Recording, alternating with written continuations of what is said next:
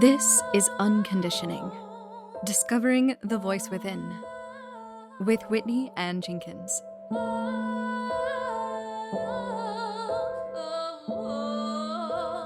Hello and welcome to the 78th episode of Unconditioning, Discovering the Voice Within, where I bring on guests and we talk about the inner authentic voice and the challenges and the rewards that come from following it. This week, I have with me Darlene Van de Grift. She is a highly respected medical intuitive and multi-dimensional mediator, timeline architect, medium, artist, and author with over 35 years of experience. She dedicated her career to help people tap into their innate wisdom and spiritual guidance to explore and heal their multi-dimensional selves. Darlene's thirst for knowledge has shaped her educational background across different subjects, including applied kinesiology, one brain, Swedish and therapeutic massage, anatomy and physiology, matrix energetics, touch for health, intention muscle balancing, nutritional counseling, reconnection work, herbal and homeopathic medicine, and the energy arts. Darlene also channels the evolves through a distinctive interactive monthly Zoom called The Cosmic Travelers, where healing takes place on both a personal and worldwide scale. Her podcast, Expansion from Within, Exploring Multidimensionality, is also a notable platform. Her debut book, EarthBound, The Genesis of the Great Experiment, delves into her long life adventures with multidimensional beings, ancient timelines, the evolution of Earth and humanity, and offers spiritual teachings and tools for her readers. I had a really fascinating conversation with Darlene about the multidimensionality of our universe, and I think that you'll enjoy our conversation. So here is Darlene Van de Grift. Well, it all comes together at one point, though, right? It's like we start out in these various different places in our life, and for me, anyhow, it feels like it all culminates at some point. You take a look at every little piece that you're involved in, and it enriches whatever we are becoming. Yeah, I agree. So if you've listened to a couple episodes, you might know how I begin. And that is really pondering your inner authentic voice and like when you first realized that you had this within you and were able to follow it. Okay, so this has been like a lifelong thing for me. It starts with, the inner voice was a gradual oncoming. It wasn't something that just happened to me. I had always been interested and curious about the human body because my mother was ill from the time I was conceived. She wasn't supposed to have me, and she kept me secret for like 6 months so the doctors didn't abort. Oh, Um, wow. and then she stayed 3 months in the hospital after I was born. But that whole time period, she was always in the hospital from the time that I can remember, like in and out and in and out, and she was a very powerful woman in her own right, and raising 3 kids and not having a father that was around a lot. And when I turned 16, she had a serious illness that they couldn't figure out. She ended up 6 months in the hospital, in a diagnostic hospital, trying to figure out what it was. Because if you're familiar with the Incredible Hulk, Yeah. she would go into coma-like states every 3 months, like clockwork. And if she got excited or she got fearful, she would swell up within 30 seconds. She would break out zippers. She would rip arms, like everything in Wow. her body. She looked like she gained like Yeah. 50 pounds. Uh-huh. So they couldn't figure out what that was, and they gave her 6 months to live. And then she went on a program through a chiropractor, and it took 3 years. It was a very intense program for 3 years of what she could eat and what she couldn't. The first year only uh, was only juices. The second year was only homemade yogurt, and the third year was strictly vegetables. But she was on 350 pills a day, nutritional pills a day, and Wow. coffee enemas a day. Took her 3 years. She was very committed to her Yeah. health. But when she came out of that, she became a healer. She worked with a chiropractor that helped her with this, and she found out she had more hands-on healing abilities. And that's where I come in, because she was making $10 an hour back way back when, and I was making $4 an hour at a department store, and it sounded pretty good to me, to be making more money. So I got my hands on. I got my certificate. We lived in Pennsylvania at the time, and there wasn't a schooling for it. It was just, you go in, you learn from a teacher, and you got your hands on certificate. And she had a thriving practice by that time. I think I was 21. And I told her that, I didn't want to do men. I didn't want to do anybody that was heavy. I didn't want to do anybody that was hairy. And my mom was very wise. She gave me everybody but. And within about 6 weeks, I really fell in love with the human body. And it took me on this journey of feeling what was in the body. And every client that I had that wanted something new, like it wasn't just about body work. Like I learned kinesiology. Kinesiology was my tool that I still use in a very different way than what normal people use today. But it was one brain and touch for health and the acupuncture system. And then I went to become a nutritionist. And then I got involved with being a relationship counselor with imago therapy, and everything that was needed felt like it was just a curiosity and an expansion of my own growth. And so that really led me into up to 91 when there was a therapist that came in. We had a clinic. My mom and I had a clinic down in Pennsylvania. It was a 3-story barn, and we had classes and therapies, and we had a nurse and an acupuncturist. We had a lot of people that worked there. And there was a therapist that came in that wanted to do inner child workshop. And so he was willing to teach me.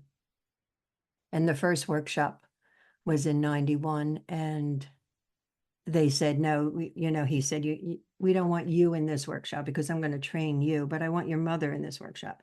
Well, she went in to find out something that happened to her many years ago that she thought was a dream state, and she just wanted to understand it. And he was a hypnotist as well. And he put Oh, her on, wow. and they recorded it. Yeah.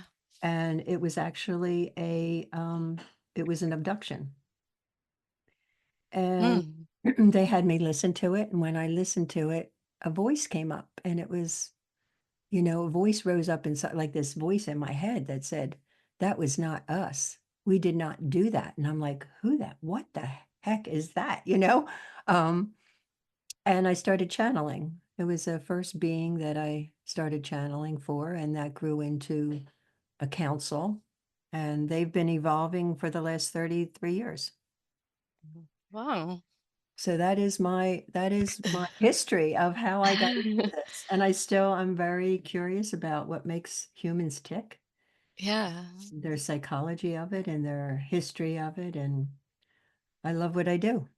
Yeah. How do you work with people one-on-one? Like, how did that experience and that background lead you to what you do now? How do I started out working, as a massage therapist. It was hands-on. I had a massage school that I opened for 10 years when we were in Pennsylvania.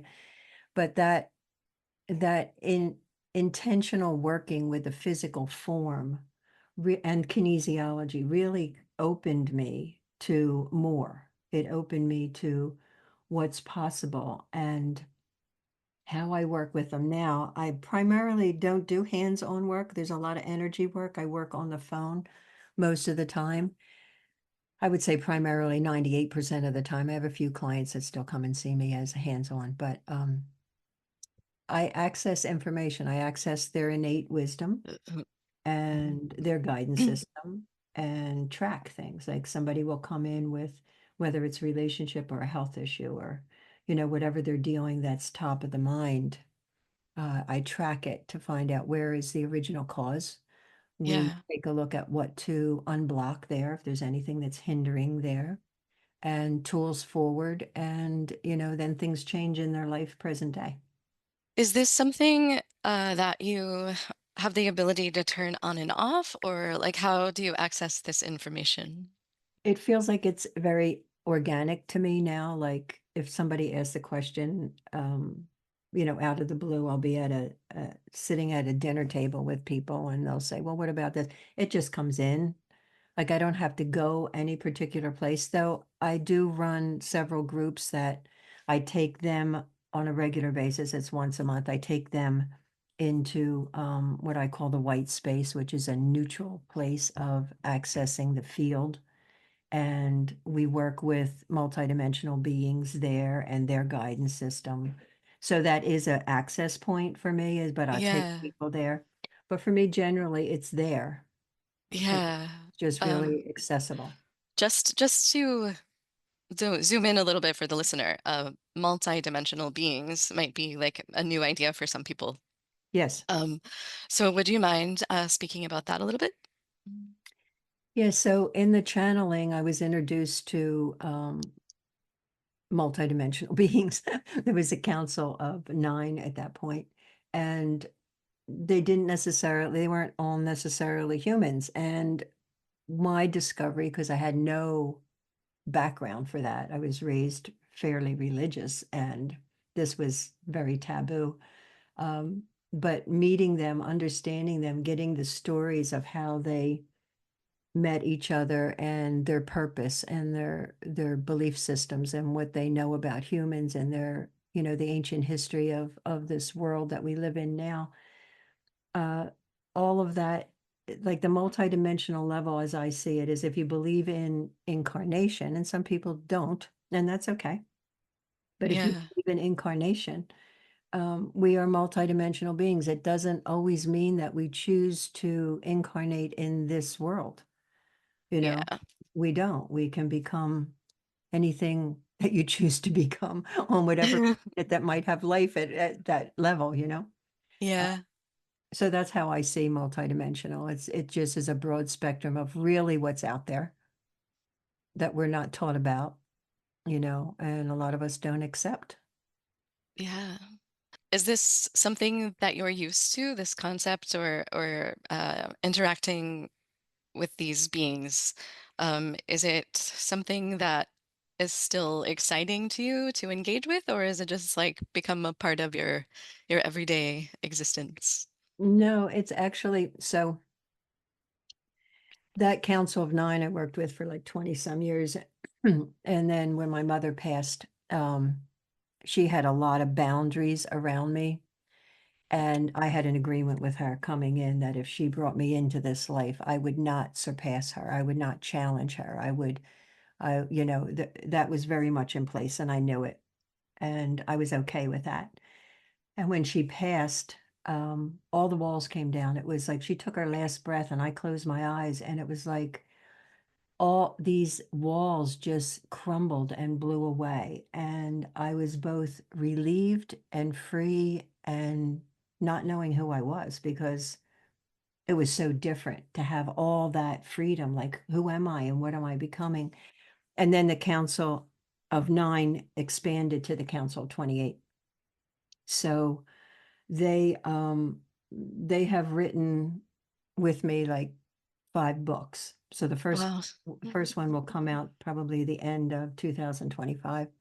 But it really is about their history. And so when you say, am I still connected in some way? Is it still a surprise to me? Yeah, as I am looking at these books and editing them a second time, there's more Yeah. information that comes in. I go, what? Like, where did that come from? Like, oh, like that makes sense, but who would have thought that, right?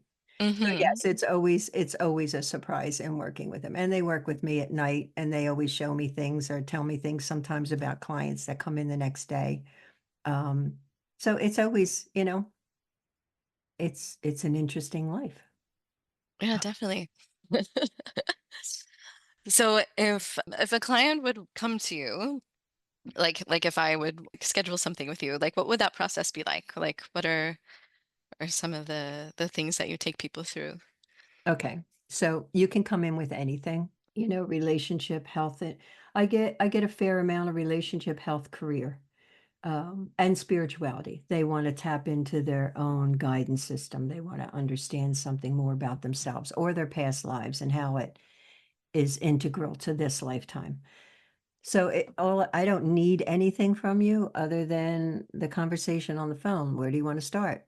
And then things start to open and I get verbal messages and I get a lot of visuals because I'm an artist. So I get a lot of visuals.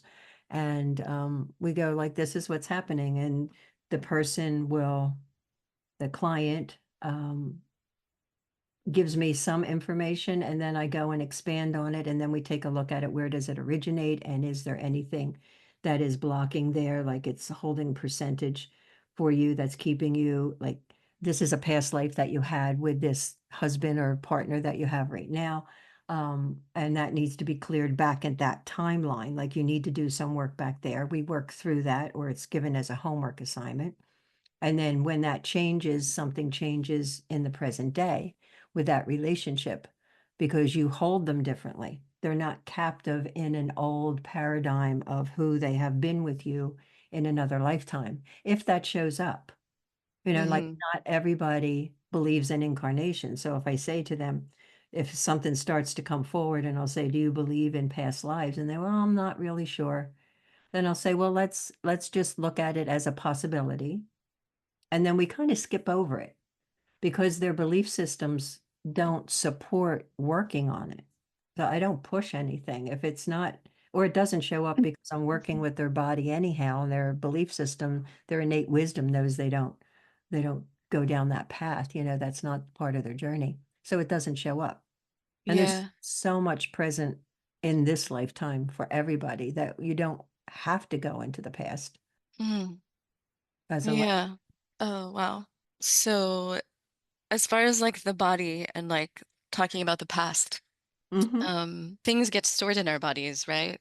Yes, Um, and a lot of people deal with traumas that they might not be able to process in their mind so much. right. So this like seems like a good opportunity to maybe address those things in a different way.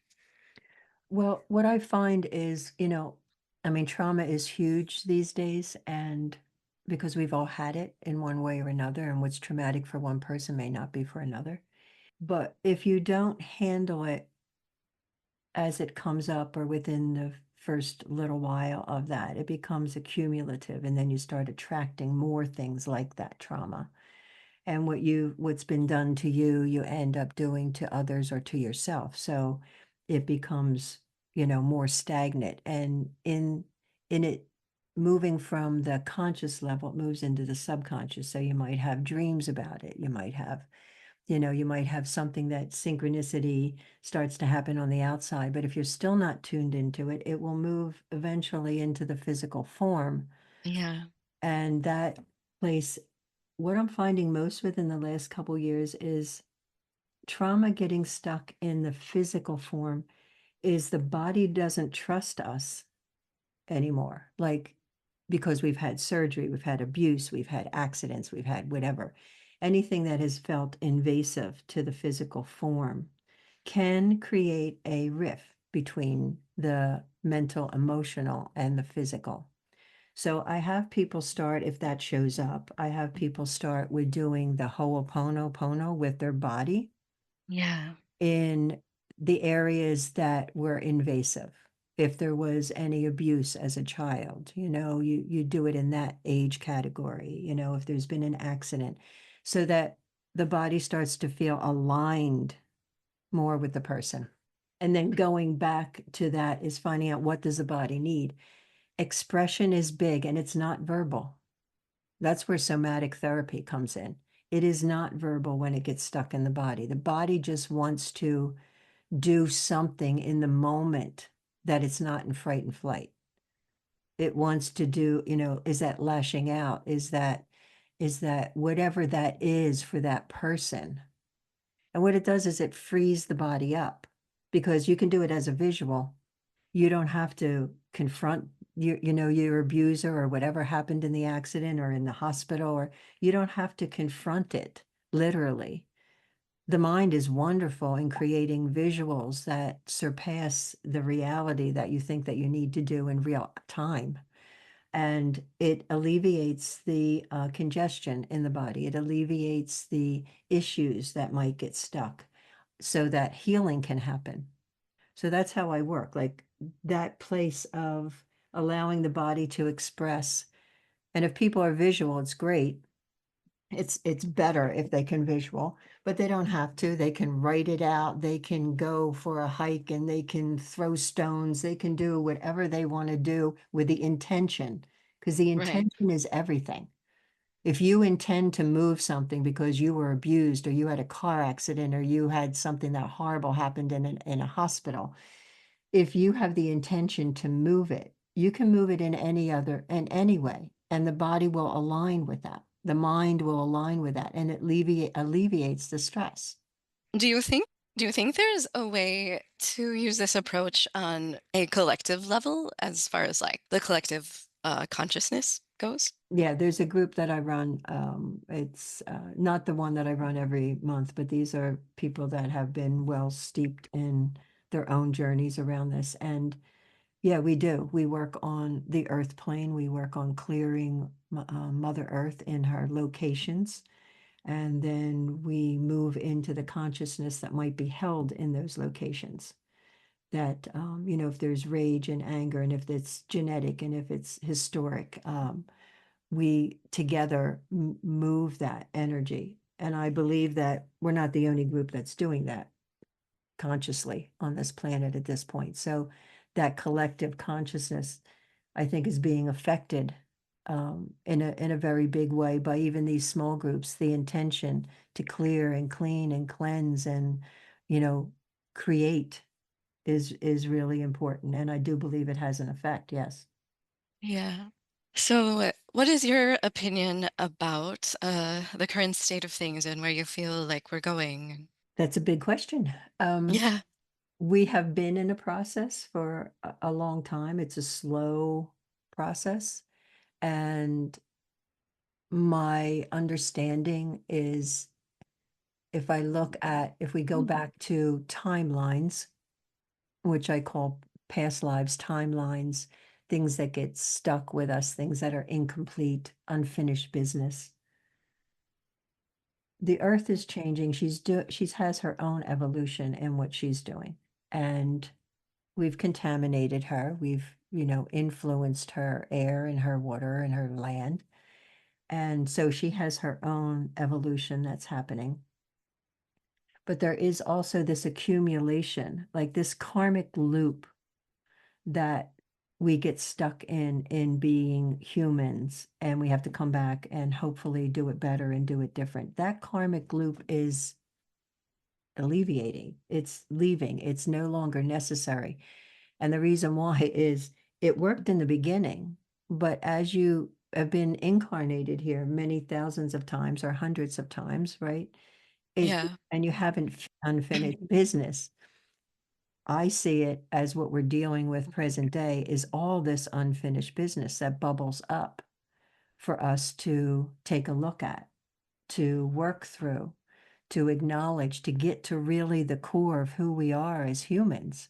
Can we be compassionate? Can we be empathic? Can we agree to disagree? Can we see others as, they have their own history and we don't know what that is? So who are we to judge them?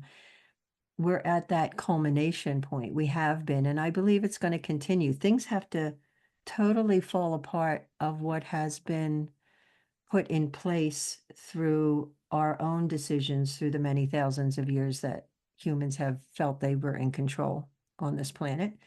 And that whatever hasn't worked, whatever has been a lie, whatever has had not a strong spiritual foundation is coming to the surface, and it has to break apart. It has to fall away so that something new can be created. And I think we're at a magical time in our history, in our evolution, and that we chose to come here for what reason?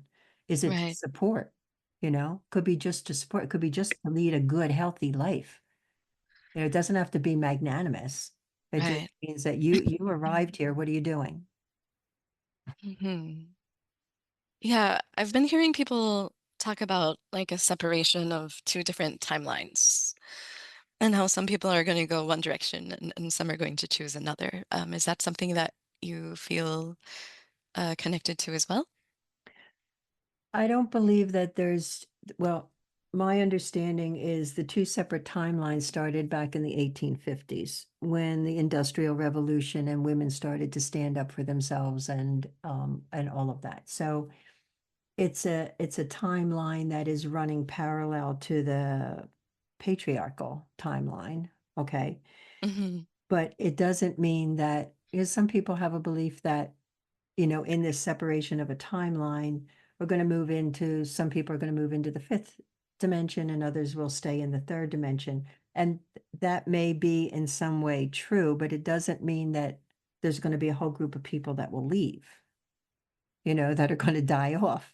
That Yeah. just means that whoever is choosing to move in a different direction than what has been here for all these thousands of years, that when they choose to do that, will just be more apt to be compassionate, empathic, allowing the others to be who they are.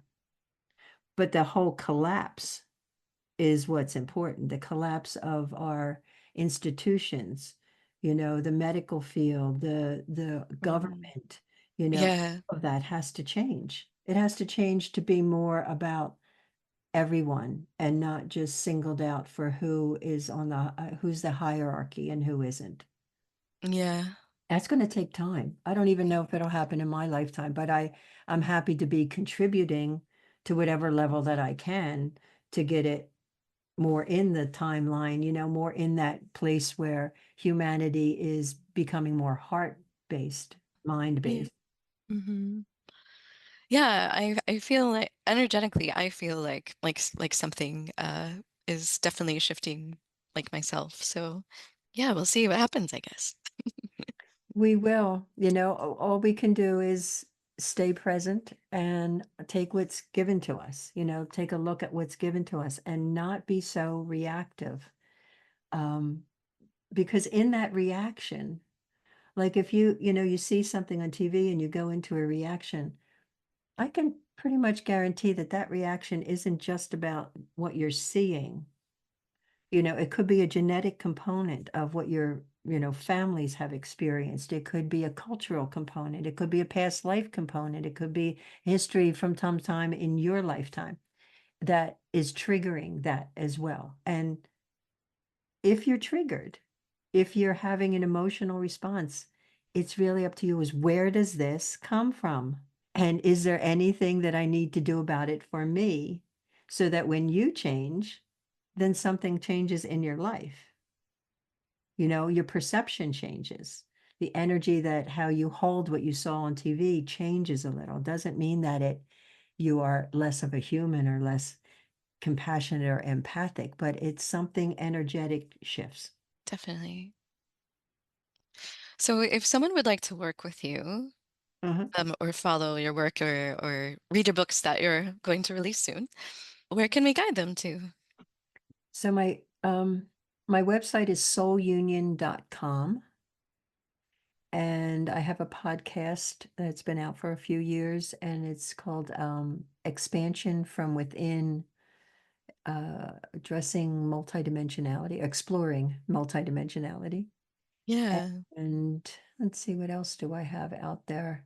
Um, hmm, you're boggling my mind at the moment. Those are the two places that they can get. I am on Facebook, but that's the other thing. So it's called Cosmic Travelers. It's a private Facebook thing, but I'm more than happy to welcome those listeners that are curious about the work. It's Cosmic Travelers, and it's under my name. And that's how they can contact me. My cell number, I don't know if you're out to giving that. Is that something? Sure. Sure, if you feel comfortable. I I do. 917-763-9677, and that can be text or voicemail. Okay. Yeah, I'll put all of those things into the show notes so people can find them really easily and quickly, and they feel called to contact you. Good, great. I'd Mhm. appreciate that. Yeah. Is there anything like on the top of your heart or mind that you feel like you would like to share that we haven't got to yet? Just think people need to know that they're much more capable of making decisions for themselves and finding what's in their heart and what is their truth and not getting caught in this loop in the mind that you have to follow somebody, or that somebody's right and you're wrong. It's really that process of becoming more human and bringing all the aspects that really make humans human into their life, that you are capable, that you are bigger and better than where you are right now.